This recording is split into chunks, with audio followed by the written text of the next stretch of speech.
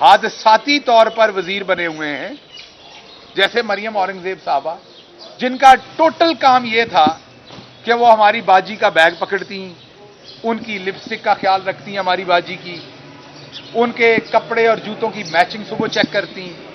उनका पूरा काम यह था कि बाजी के फेशियल की, बाजी ने अगर कोई और पार्लर पे जाना है, कहीं जाना है, उसकी अपॉइंटमेंट टाइम पे लेती।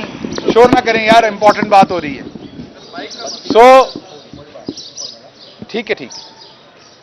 उनका पूरा काम यह था कि वो बाजी के लिए टाइम पे कपड़े सिलवाती, मैचिंग जूते खरीदती, उनके कपड़ों के ऊपर लेसेस लगवाती, लैसें शैसें लगवा के, जो भी होते हैं, अभी ईद आ रही है, ईद के कपड़े बनाती। तो मरियम औरंगजेब साहबा का काम सिर्फ इतना था। फिर मेरा ख्याल है, कहीं मुझे किसी ने बताया, मैं गलत भी हो सकता हूं, एक अफ्तारी पर मरियम सफदर साहबा को, बाजी मरियम सफदर साहबा को बाजी मरियम औरंगजेब ने अपने घर बुलाया। अफ्तारी के दौरान उन्होंने, जो हमारे भाई साहब हैं जो सिगरेट की कंपनी में काम करते हैं, वो कहीं बाहर से दही नहीं लेके आए थे टाइम पे, तो उनकी बेइज्जती फरमाई। जब उन्होंने देखा कि वो इतनी जबरदस्त बेइज्जती करती हैं, मीन एक दफा फंड के रख दिंदियां ने, वो जरा है भी उन्होंने वेखो ना, तो वो लगता है कि वो बेइज्जती करने वालियां ने, वो उन्होंने कचीचियां वट के ना उन्होंने मुंह वटिया गया है। बाजी मरियम औरंगजेब इनियां कचीचियां वटती है कि उन्हें मुंह ही वटिया गया है।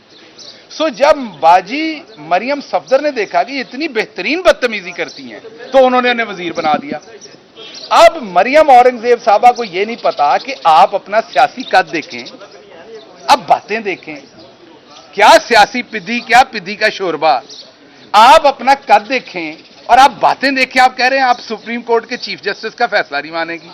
हम भी ये कह सकते थे, यही सुप्रीम कोर्ट के जज साहब थे जिनके 100 मोटों में से आप जैसी तमाम जो हस्तियां हैं, जो सियासी सुंडियां हैं, वो पैदा हुई हैं, जो अब आटे में से भी निकल रही हैं।